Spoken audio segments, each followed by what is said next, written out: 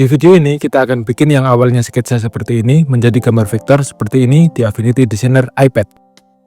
Selain itu, kita juga akan belajar 3 teknik penting: tracing, power clip, dan layer management. Kalian juga bisa belajar dan mencobanya bareng di rumah dengan download sketsanya di link berikut. Simak sampai akhir. Halo semuanya, selamat datang di Duisma. Langsung kita mulai saja.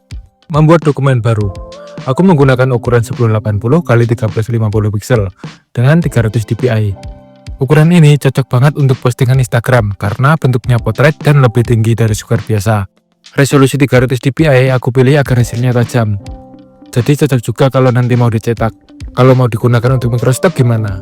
Jangan khawatir, ini vektor, artinya bisa diubah ukurannya tanpa mempengaruhi kualitas. Jadi tetap tajam walaupun ukurannya diperbesar sekalipun.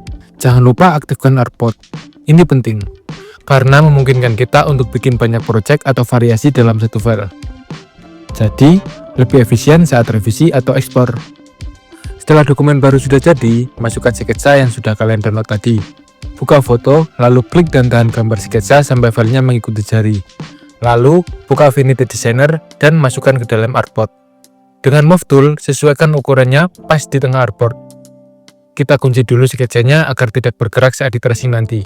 Buka panel layar, klik titik 3, lalu pilih gambar gembok, lock sampai berwarna merah. Kenapa perlu dikunci? Supaya saat kita tracing, gambar sketsanya nggak ikut terseret atau tergeser. Ini penting biar bentuk tracing kita tetap presisi. Menyiapkan sketsa untuk tracing. Klik lagi sketsanya, lalu kurangi opacity-nya. Jadi sekitar 36%.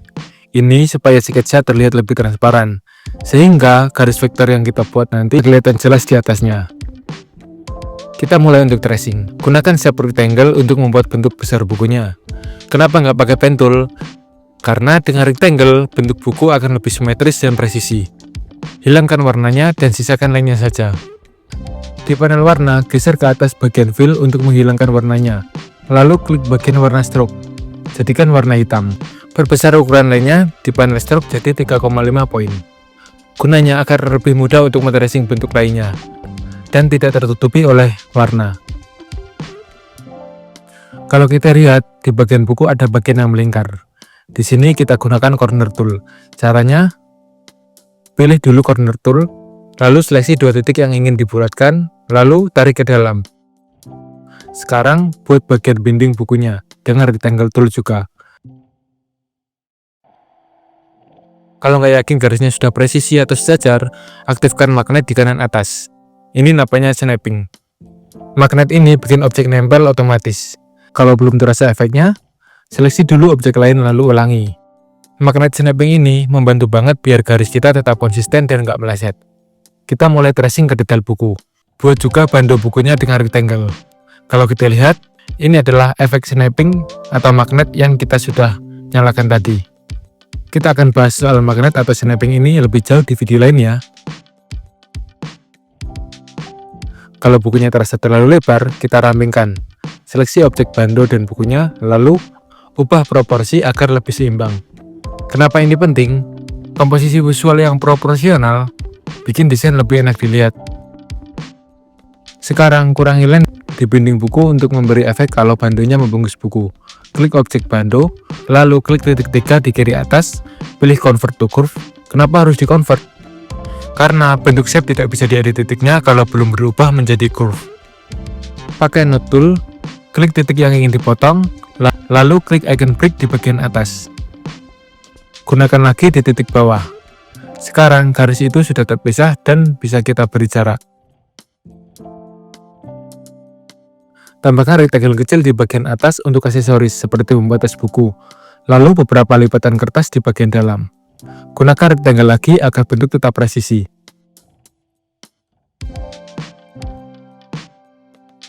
Lalu potong bagian yang bersinggungan dengan node tool dan break seperti tadi.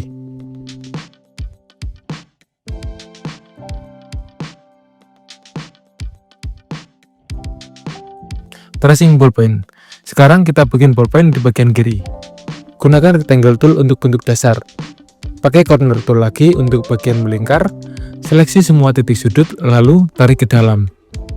Bikin bagian housing dengan rectangle sedikit lebih besar. dan bentuk ujungnya menggunakan corner tool. Hapus line di dalam housing seperti sebelumnya, convert to curve. Pakai node tool, klik titik-titik yang ingin dipotong, lalu klik break dan hapus sisi-sisinya. Lalu buat klip bolpennya pakai pen tool.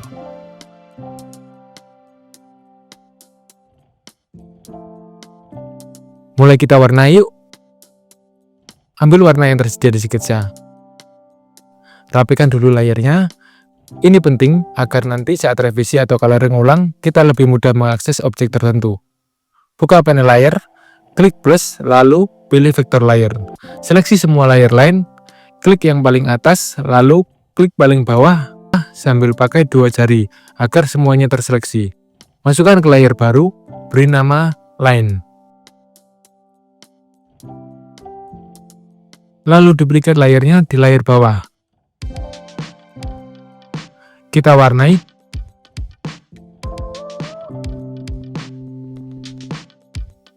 Pilih add agar semua line menjadi satu objek. Hilangkan warna lainnya. Lalu seleksi layer line sebelumnya, lalu lock untuk mencegah perubahan yang tidak disengaja. Pilih layer warna, warnai bagian utama buku dengan warna Tosca. Kenapa Tosca? Karena Tosca adalah warna yang tenang dan cocok dikombinasikan dengan warna-warna hangat seperti orange. Untuk bagian dalam, gunakan fitur clipping mask. Klik titik 3 di kiri atas, pilih inset, lalu buat rectangle di dalam objek utama. Pakai warna orange.